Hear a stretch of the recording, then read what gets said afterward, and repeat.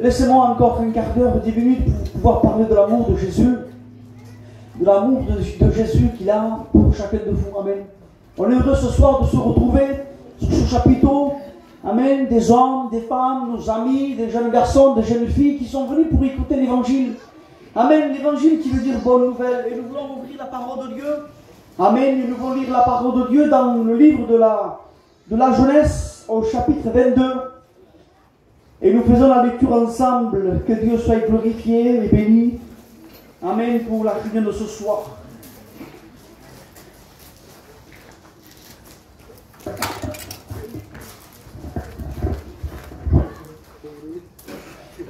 Genèse chapitre 22. Et il nous a dit comme cela: après ces choses, Dieu mit Abraham à l'épreuve. Et il lui dit: Abraham. Et il répondit: me voici. Et Dieu dit: prends ton fils, ton unique, celui que tu aimes, Isaac. Va-t'en au pays de Moriah, et là, offre-le en holocauste sur l'une des montagnes que je te dirai. Abraham se leva de bon matin, sella son âne, il prit avec lui 2 serviteurs, et son fils Isaac, et il fendit du bois pour l'holocauste, il partit pour aller au lieu que Dieu lui avait dit. Le 3e jour, Abraham se leva les yeux, et il vit le lieu de loin. Et Abraham dit à ses serviteurs: restez ici avec l'âne, moi et le jeune homme. Nous irions jusqu'à là pour adorer, et nous reviendrons après vous. Abraham prit le bois pour l'holocauste, le chargea sur son fils. Isaac, il porta dans sa main le feu et le couteau, et ils marcha tous deux ensemble. Alors Isaac, le fils d'Abraham, parla à son père Abraham, et il dit: mon père. Et il répondit: me voici. Et Isaac reprit la parole: voici le feu, voici le bois, mais où est l'agneau? Où est l'agneau pour l'holocauste? Et Abraham répondit: mon fils, Dieu se prouvera lui-même. Alléluia! Quel message merveilleux, la croix. Que voulez-vous que je vous prêche ce soir si ce n'est que la croix? Que voulez-vous entendre ce soir si ce n'est que l'amour de Jésus-Christ? Si vous êtes venu écouter un homme prêcher des étoiles, du soleil, vous vous êtes trompé ce soir. Mais nous ici, nous prêchons l'amour de Jésus. Nous, ce soir, nous prêchons la croix. Et de toute façon, ta vie peut changer qu'avec la croix. Nous voulons chanter avec la croix, nous voulons prêcher avec la croix, nous voulons prier avec la croix, nous voulons que ce chapiteau reflète la croix. Amen pour la croix. Alléluia pour la croix. Parce que c'est elle qui peut changer un cœur. La croix. Il a bouleversé l'humanité depuis 2000 ans. 2000 ans. Aujourd'hui encore des hommes prêchent la croix. La croix, c'est une puissance. Une puissance pour les hommes qui veulent recevoir la croix. Un homme des ténèbres. Avec la croix, la capacité de le faire passer dans la lumière. Des ténèbres à la lumière. De l'enfer au ciel. Que Dieu soit béni. Et nous voyons aussi dans l'Ancien Testament la croix. Alors souvent, vous êtes en train de dire: mais pourquoi l'Ancien Testament? Pourquoi l'Ancien Testament ne nous parle pas de la croix? Dans tout le livre de l'Ancien Testament, nous voyons la croix. Dans chaque livre, dans chaque personnage, même dans les noms, dans les significations, nous voyons la croix. Même dans le tabernacle, nous voyons la croix. Alléluia pour la croix. Parce que c'est elle qui peut changer, transformer une vie. Non pas améliorer une vie, mais transformer une vie. La croix. Moïse a planté le bois sur la terre. La terre, l'eau s'est ouverte en deux. Le peuple a pu passer à pied sec. Mais de la terre à la terre.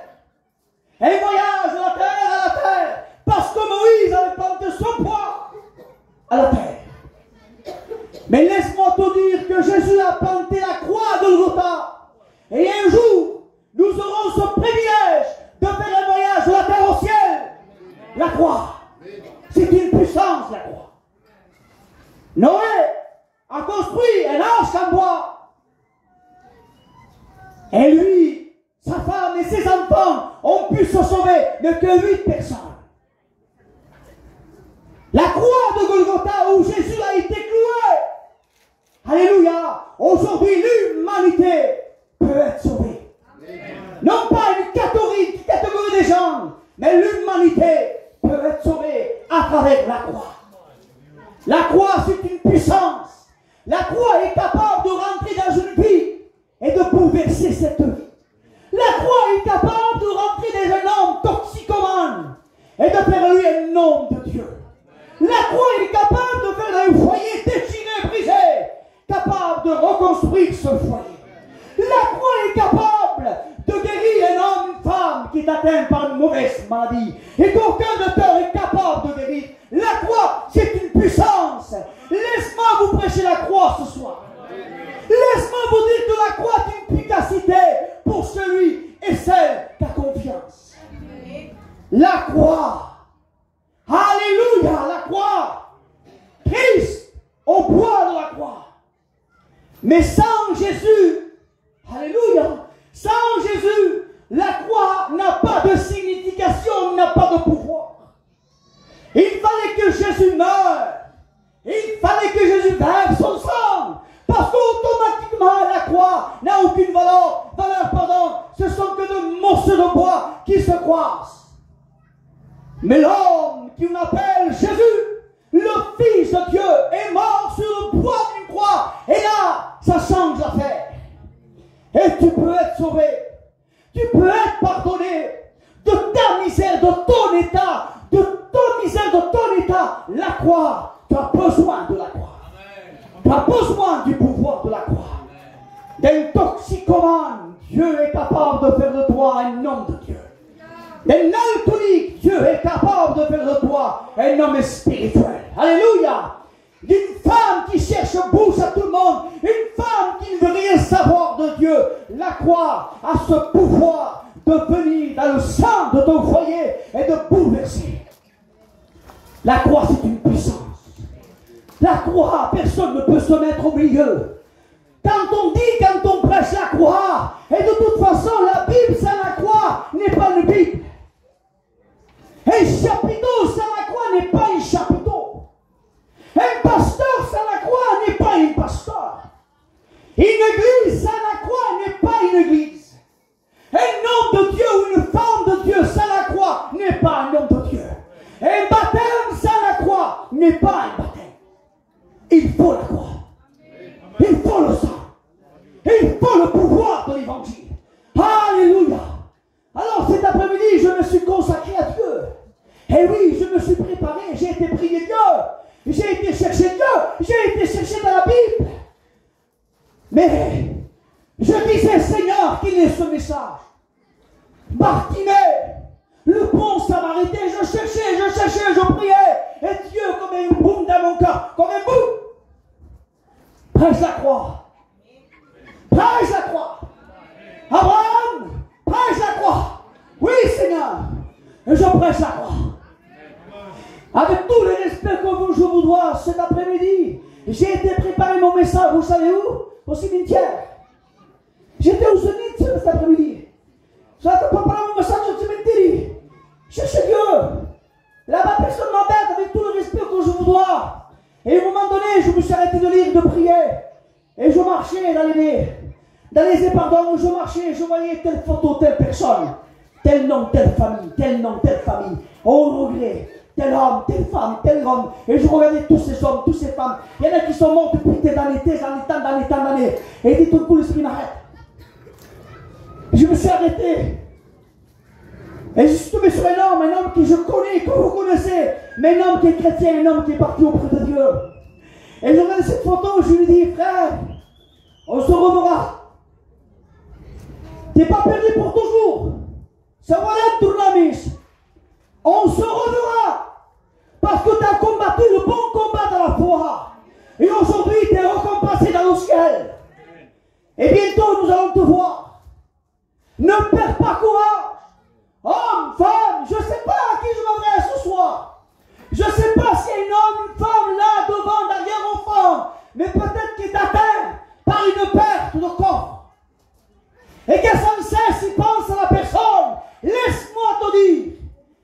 perdu.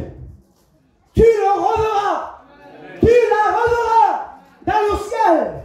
Mais il faut la croire. Il faut la croire. Sans la croire, il ne peut pas avoir des changements. Et je disais, quand je passais dans l'année comme ça, je disais, Seigneur, tellement de gens, tellement de personnes, tellement immenses, toute la France, tout le monde entier, tellement, depuis que le monde est créé, des hommes, des femmes nous ont quittés, tellement de gens, tellement de populations. Seigneur, ces hommes et ces femmes aujourd'hui. Et je disais, il y en a certains qui sont au ciel, mais il y en a certains qui sont perdus. Et si ces hommes avaient le pouvoir de revenir, et si ces femmes avaient le pouvoir de revenir, ça serait le meilleur évangéliste. Il prêcherait mieux que nous. Et il aurait dit certainement ce soir, repentez-vous, le frère existe. Demandez pardon à Jésus. Je lui tente de le faire. Alléluia.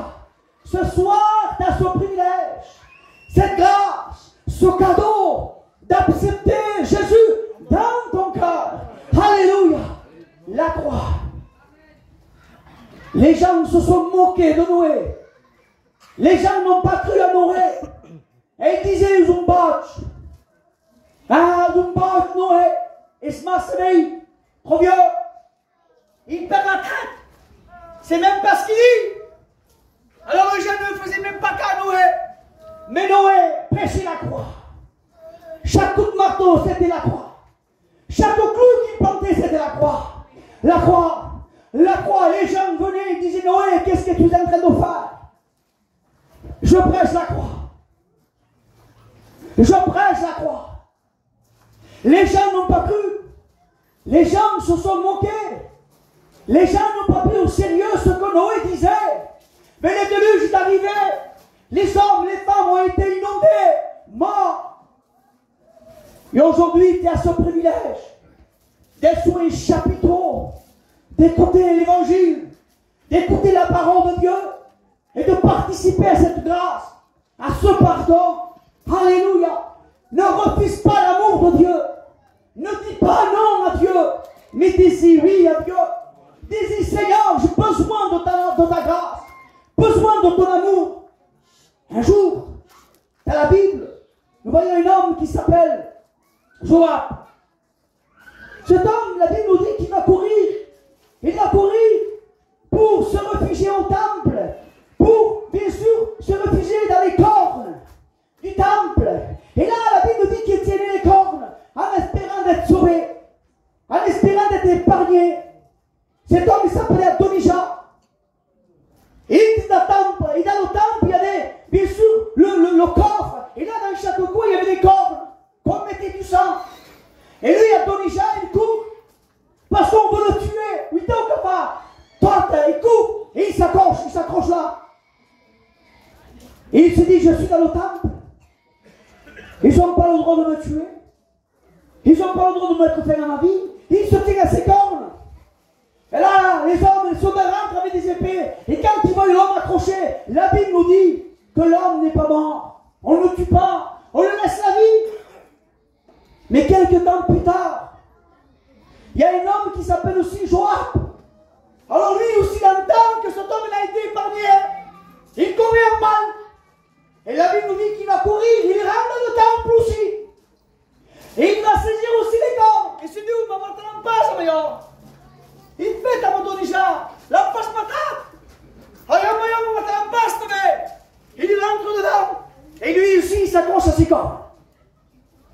Et on dirait que je le vois. Avec un air sûr. Avec un air sûr en disant, il ne va pas me tuer. Il a épargné Adonijah. Alors Joab, il est sûr, lui. Et s'éteint. Et le soldat rentre avec des épées. Il faut m'appeler le roi. Il dit, il s'éteint la sorte. Qu'est-ce qu'on fait? Et le roi lui dit, tuez-le. Alors pourquoi Adonijah, on lui laisse la vie? Pourquoi lui on laisse la vie? Mais pourquoi pas Joab? Pourquoi à un moment donné, quand Jésus est au centre de la croix, et quand nous voyons, c'est des hommes de brigands à chaque côté, un sa gauche et un à sa droite. Et au moment donné, sinon, Dieu s'adresse à une personne qui se trouve là. Et Dieu lui fait grâce. Dieu lui dit, aujourd'hui même, tu seras avec moi. Aujourd'hui même, je te le promets, tu seras avec moi. Mais l'autre aussi, il veut répliquer. Il dit, hé, monsieur le sauveur. Il dit, et moi, moi aussi je vais mourir. Moi, on est pareil, les trois, on est pareil là. Il dit, mais sauve-moi moi aussi. Pourquoi lui? Pourquoi pas moi? Sauve-moi moi aussi. À quel pays? À quel moli? Ça devait être un gitan, lui. Il voulait signer Jésus. Et ce pays. Il ne voulait pas être sauvé, il voulait sortir de son problème. Il ne voulait pas être sauvé, mais il voulait sortir de son problème. Va chemin, comme on dit pas, va chemin. Et aujourd'hui, il y a des hommes comme ça. Il y a des femmes comme ça. Ça va, Moulay. Ça va, Moulay. Recommence dans le foyer de Moulay. Venez, gentil, ça se pille. Tu veux pas de Jésus. Tu veux sortir de ton problème. Dieu te dit, tu resteras dans ton problème. Et tu mouriras avec ton problème. Comme le brigand. Tu as deux choix. Ou tu acceptes le ciel avec Jésus tout entier, avec la sainteté de Dieu. Ou sinon, tu refuses Jésus, tu acceptes Satan et le péché qui s'ensuit. Et tu pars pour l'éternité en enfer. C'est cru ce soir, mais c'est une vérité. L'amour de Jésus, tu ne peux pas savoir l'amour de Jésus qu'il a pour toi. La grâce, c'est grand amour. Et je termine avec un témoignage. Et on priera le Seigneur. Si le frère veut bien jouer une mélodie, j'ai écouté ces témoignages assez longtemps. Et ça me revient à l'esprit.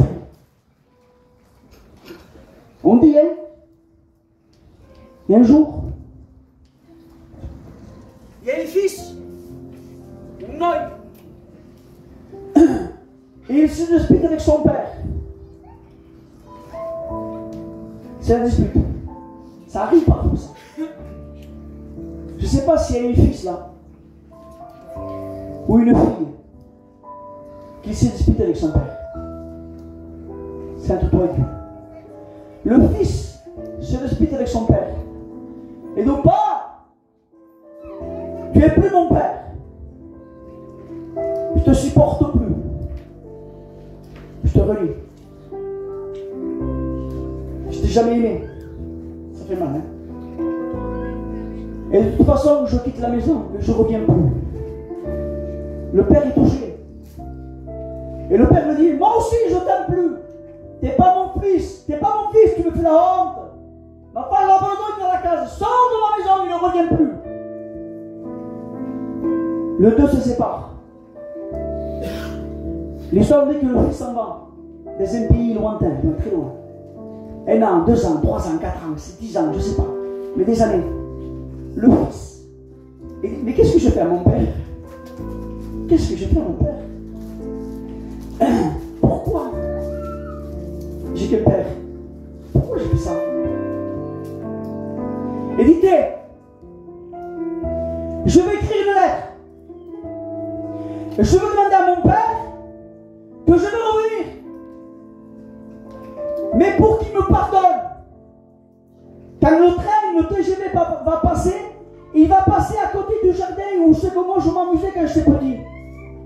Et je veux que mon père mette à l'arbre où je m'amusais un chiffon blanc attaché.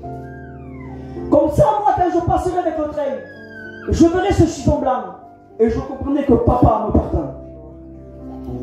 Il écrit lettre, il dit pas. Tu sais, tel jour, telle heure, on s'est disputé, moi et toi. Demande pardon. Je ne voulais pas faire ça. C'était pas mon cœur qui parlait, c'était ma haine. Je t'aime. Je voudrais tellement revenir. Mais ce chiffon blanc pas, si tu me pardonnes. Il envoie cette lettre. Il prend le TGV, il part. Il prend ses valises, il monte dans le train, il s'en va. Mais dans le train, il dit, mais qu'est-ce que je fais? Et si mon père ne me pardonne pas? Et si mon père ne veut pas de moi?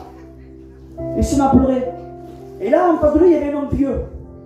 Il dit, jeune homme, qu'est-ce qui se passe? Pourquoi tu pleures? Et il explique l'histoire. Il dit, le train commence à ralentir, il va passer à côté de l'arbre, du jardin. J'ai peur. J'ai peur qu'il n'y ait pas ce chiffon blanc attaché. Et ce ton vieux dit, jeune homme, reste assis. Je me regarde à ta place. Il baisse la fenêtre. Et l'homme vieux sur la tête. Et le train doucement. Doucement. Et lui, il pleurait. Il pleurait. Le vieux regarde. Il dit, jeune homme, ce n'est pas un chiffon blanc à l'arbre, mais l'arbre entier. L'arbre entier est rempli de chiffons blancs. Alors, il ne voulait pas manquer moi. Il ne voulait pas manquer son fils. Parce qu'il l'aimait. Ça, c'était l'amour d'un père pour son fils. C'était l'amour d'un père pour son fils. Alors, tu ne peux pas t'imaginer l'amour que Dieu a pour toi.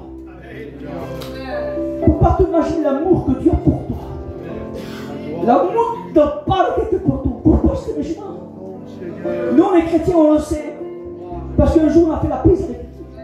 On l'a rencontré. On a fait cette expérience. Oh, la vie chrétienne n'est pas faite que de haut, je vous promets. Parfois, on est comme ça. On manque d'argent. On passe par des maladies. Nos enfants sont malades. On passe par des deuils, des compréhensions. On se dit, mais pourquoi? Parfois, on se dit, je laisse tout tomber, j'ai plus de force. Et là, tout d'un coup, on ne sait même pas pourquoi. Tout d'un coup, l'arbre plein de chiffons qui apparaît, paf. Tu sens le Père qui vient. Il y a papa qui vient. Il y a papa qui vient. Kevin, il nous chique, il ne comprend pas. Seigneur, chique. Allez, marche. Et nous, on remarche. Allez, c'est reparti, les frères, on repart. De fois, on tombe, on met le genou par terre. Ça m'arrive plein de fois, les frères, c'est vrai. Mais plein de combes, on y va. Plein de combes. Mais peu me l'assemblée. Demande à la carte au pasteur. Il va vous parler. Débat, je ne prêche plus. Et tout d'un coup, je sens cet amour qui me donne. Qu'en face, l'amour d'un père. Et l'amour d'un père. C'est l'amour d'un père. Alléluia. La croix, c'est une puissance. Viens à la croix. Il ne va jamais te décevoir. L'homme, la femme qui pêche, même celui qui prie par le péché, quand tu t'approches de la croix, ta vie peut changer, transformer. D'un toxicomane qu'il était, d'un perdu qu'il était. Des personnes ne voulaient de lui. Les gens disaient, Fourna. Il a fait de lui, il est rentré en prison. Et le meunier, il est allé me voir, il a prêché l'évangile en disant la croix, Gino, la croix. Il y a quelqu'un qui t'aime, Gino. Il est nourri, non. Une fois, deux fois, trois fois. Et un jour, j'étais à l'église. Il y avait mon père, pour ceux les anciens vont se rappeler, au parc des esprits, à la salle bien. Et mon père m'a dit une somme, il marquait mission évangélique. Vraiment, on se dit, vous êtes en train de tenir comme toutes les églises, inter-églises. Et mon père est à l'assemblée, tout genoux, il est en train d'écrire mission évangélique en journal. Il rentre chez nous, je me rappelle comme ça, en short la tête. La porte, pow! Qu'est-ce que tu fais à vous? Tout pas. Trop bien il était. Et il a fait de lui un racheté. Pendant des années, il disait ma femme, je voulais savoir de Dieu. Il venait tout seul. Prenez le vœu de savoir. Tout ton espagnol, tu me fais pas. Rien savoir de Dieu. 1 an, 2 ans, 3 ans, 4 ans. Tout genou fléchi. Et il est venu au final. Il a fait de lui un nom de Dieu. D'un dealer, Michael. Vous voyez, un dealer. Le plus grand dealer de Montpellier, entre parenthèses. Il portait le trouble dans la cité. Et il se disputait avec son cousin pour un peu de drogue, pour un peu de rien. Il a rencontré la croix. Pas émotion, mais il a rencontré la croix. Et la croix a transformé sa vie. Alma est le condamné pour la médecine, et tenait que sa maladie. Et il a rencontré la croix. Et aujourd'hui, il est là avec son épouse. La croix, c'est une puissance. Alléluia. Mon fils Estelio, il ne marchait pas. il marchait avec un fauteuil roulant. Il a rencontré la croix. Aujourd'hui, il marche. Il va être papa. Et il est marié. La croix, c'est une puissance. Alléluia. La croix, c'est une puissance pour celui qui reçoit la croix. Qui voudrait de la croix? Qui voudrait de la croix? La croix, c'est une puissance. Et rien ne peut résister à l'amour, à la puissance de la croix. On s'est moqué de lui, on a craché sur lui. Il n'a rien dit, comme un agneau qu'on amène à la boucherie. Pas un seul mot. Ah les frères, que je vais vous le voir chez Jésus, pardon. C'est beaucoup plus tard. À qui? Et nous le voir, Seigneur, Seigneur. Ce regard. Jésus, c'est bien pour eux. Mais comment on peut le renoncer? J'ai été en Israël, moi, avec les frères. On a tout visité, on a tout visité. À un moment donné, on est rentré au prétoire. Le prétoire, c'est là où ils ont fouetté Jésus, ils ont frappé Jésus. Quand on est rentré là, tous les hommes tombaient comme des masses. Mon père, Manix, j'en ai tout. Moi, boum, Gino, boum. Louis, boum. Tout le monde tombait. Au prétoire. Et je lui dis, Seigneur, c'est là. Je t'en supplie. C'est là qu'ils t'ont frappé au dos. La scène. Il y a 2-3 jours, je me suis blessé au dos. À la case, il y a l'ambri. Et il y a un l'ambri dedans. Et je veux éviter au pied de la veille. Et je me suis fait mal au dos. Si vous voyez mon dos, ma femme dit, mais moi, j'ai failli mourir de la douleur. La scène reste pareille. Je me suis mis comme ça. Ensemble. Mais c'est rien à côté du dos de Christ. C'est rien. Il n'y avait pas un centimètre qu'on voyait sa peau. Toute sa peau était de plaie.